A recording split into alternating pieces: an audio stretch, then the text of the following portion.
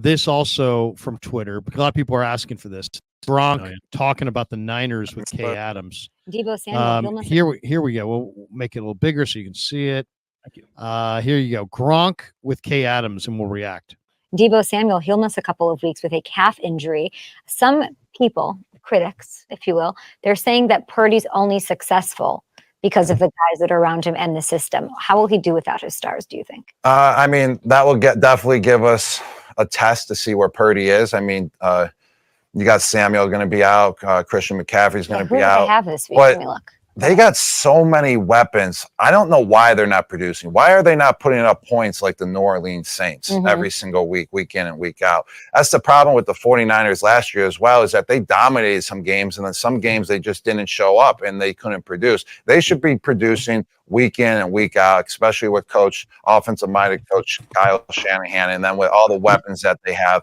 They need that it guy. I feel like they got a lot of weapons, but they just don't have like an it guy to turn it up.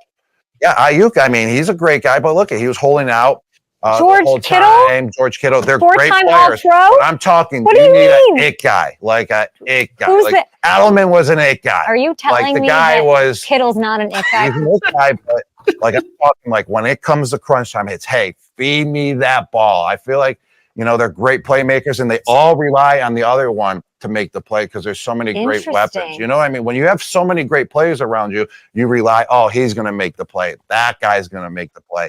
But when you don't have so many, like when it's just when Edelman was out there for but Brady made it myself out there. It's give me that ball, feed me the ball. Edelman missed a lot of time, and you missed a lot of time. Yes. And Brady made it guys out of Chris Hogan. Brady was the it guy. No disrespect to Hogan, and but Hogan was kind of an it guy too. He had that mentality of feed me the ball, I want it, I'm going to do whatever. It's mentality. Whatever it takes. It's mentality, and I feel like Trent Williams has that mentality. Yeah. He will go out there and he tosses people around. That's what you want, and he's doing it 24/7. Are you calling out the grittiness of this team? What are you doing, just Rob? that mentality. I mean, they should be dominating. Yeah, they should be. No matter who's on the field or whoever's down, they have so many replacement players as well. Their roster's stacked. Debo Samuel.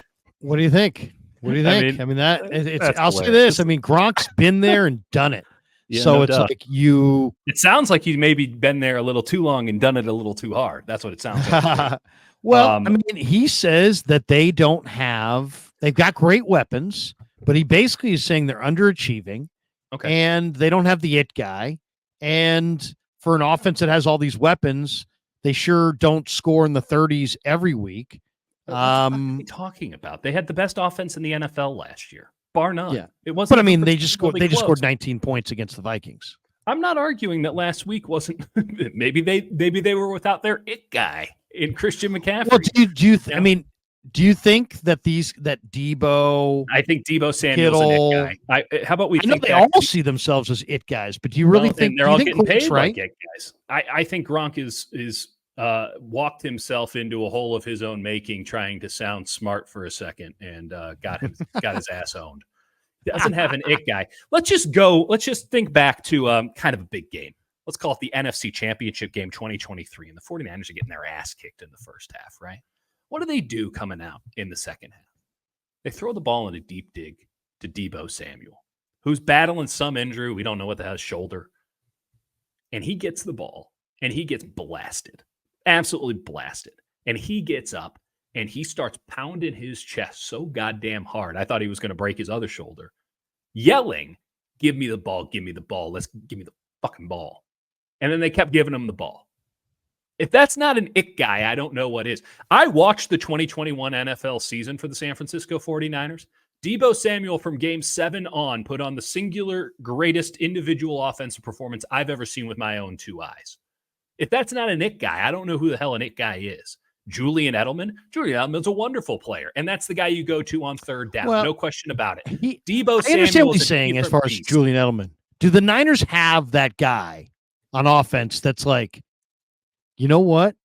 This is, I mean, like, give you an example. The other day, whoever the Bleacher Report girl was who was doing the Debo show, I forget her. I don't know who she is. I watched 5 minutes of it. It was brutal. It was brutal. But she basically asked them about winning the Super Bowl, and they're just like, kind of like, hey, you know, you all you can do is do the best you can.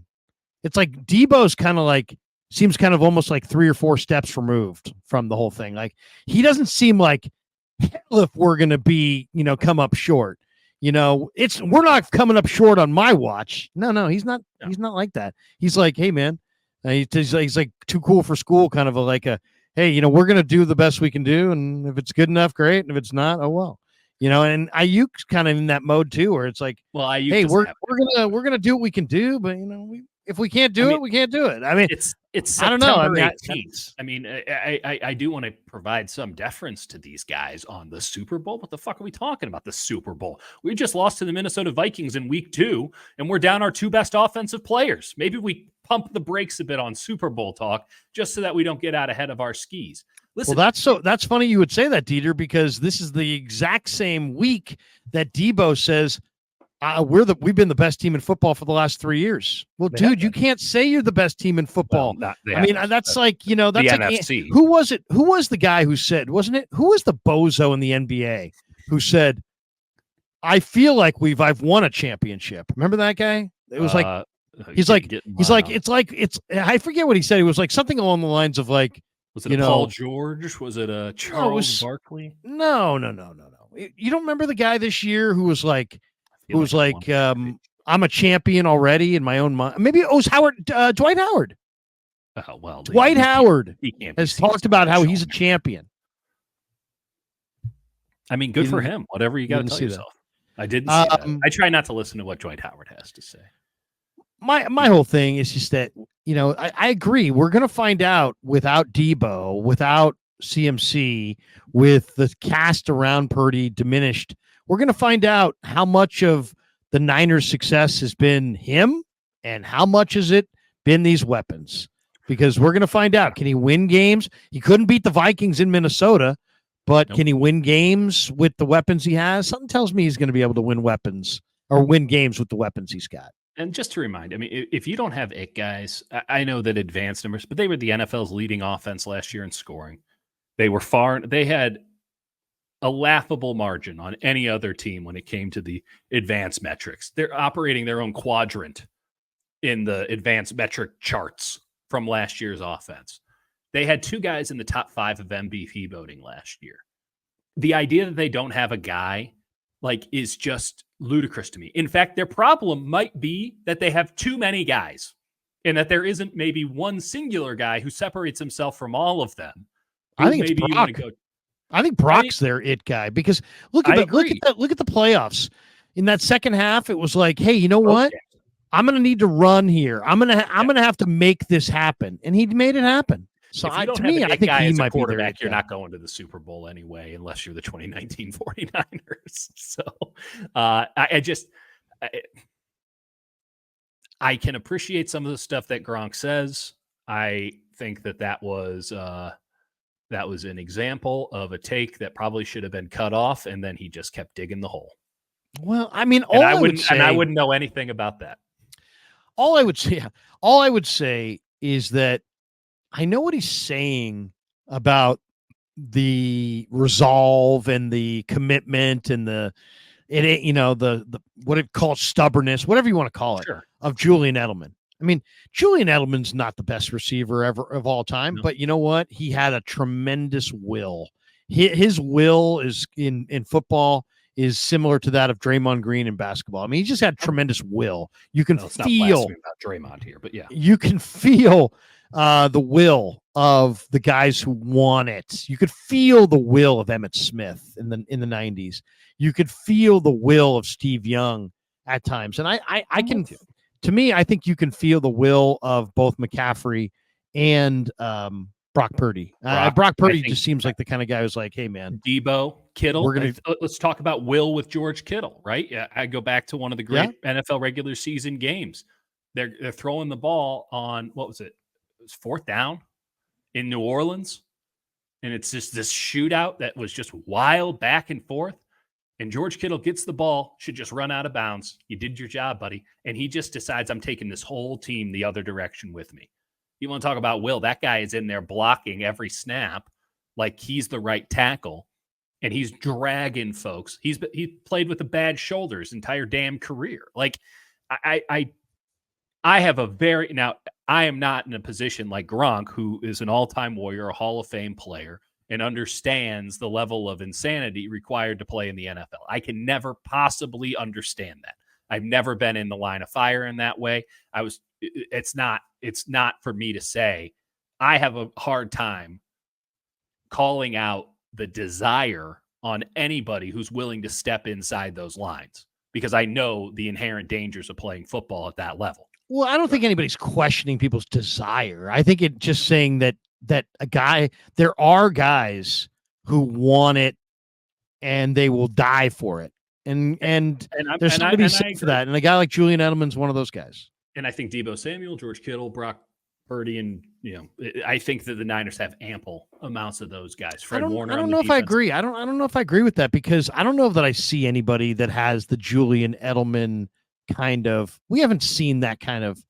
I mean, Edelman's lacks talent, lacks athletic ability, but why do we have to? Who's an MVP of the Super Bowl? Why do we have to grade? Well, Juwan Jennings was nearly the MVP of the Super Bowl. I mean, why do we have to grade on the curve when we're dealing with a guy like, Edelman didn't have the talent, he's just a gritty white kid, and so therefore he must have had all this desire. But these guys who are more physically talented, they have less desire, they have less heart, because they're more physically talented. Well, I didn't say they have less heart. I didn't say they have less heart. I'm just saying that Edelman made some amazing plays, no doubt about it, and won a Super Bowl MVP and got apps and literally,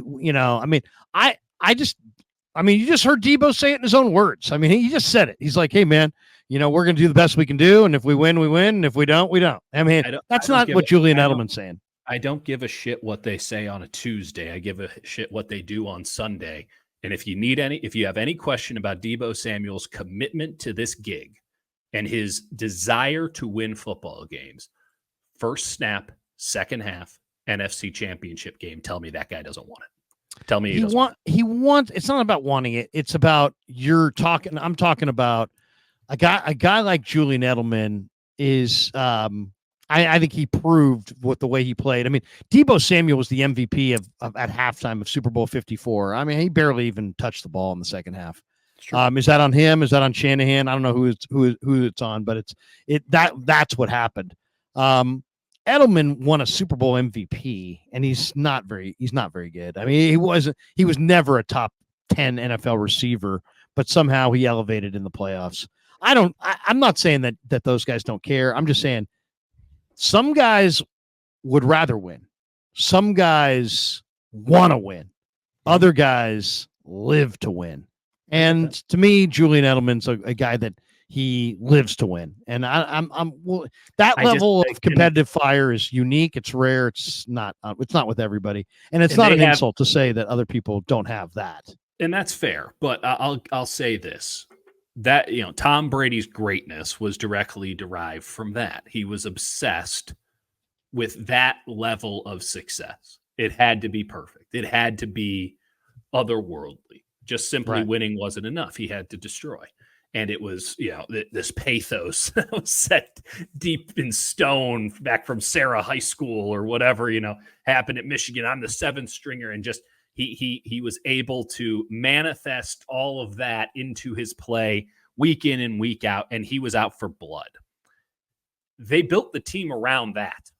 And if you think, as I do, that Brock Purdy has the same sort of thing going on, different origin story to a degree, but in many ways similar, then they'll build the team around that. And ultimately, the accountability comes from the star of the team. You have to match the energy levels. You have to match the standards of the star of the team. And Brock Purdy, I don't think, will put up with anything less than that level of crazed. Now, maybe times have changed and everyone's a little bit cooler with everything now. I'm not sure. But if Brock Purdy's really that guy, it will be wildly evident in how this team plays for years to come. Because it's a head coach and a quarterback league, and it doesn't matter who's around Patrick Mahomes and Andy Reid. They seem to always get the best out of their guys. It doesn't matter who's around, Tom Brady and Bill Belichick. They always had that identity. Peyton Manning can go to two different teams. Somehow they end up looking the exact same. How's that work? Kind of weird. There is something about the level of leadership. So the idea, ultimately we're getting into a semantical argument about the guy and heart and desire and all these things. It's about the quarterback. It's about the guy who sets the tone for the building and how you go about your business. And if the head coach and the quarterback are on the same page and they're maniacal about victory and they accept nothing less, and they're not corny about it like maybe a John Gruden would have been. Like if they're really about this and they're willing to go every extra inch, foot, yard, mile to get it done, that will permeate every inch of that building, and anyone who's not up to that standard won't be around very long. So I have to give the Niners the benefit of the doubt on this. The fact of the matter is they've been to 4 NFC championship games in 5 years. They've been to 2 Super Bowls. Had they won one, I don't think anyone would be asking these questions. They haven't, so they are, and they should. But ultimately, it's not as if this is some startup and we don't know what they're made of yet. It's just a team that hasn't gotten that final step over the line. But being there consistently in a position to make it happen year in and year out has to stand for something. And I think it stands for a whole lot. I think they got plenty of dogs or whatever the hell you want to call it on this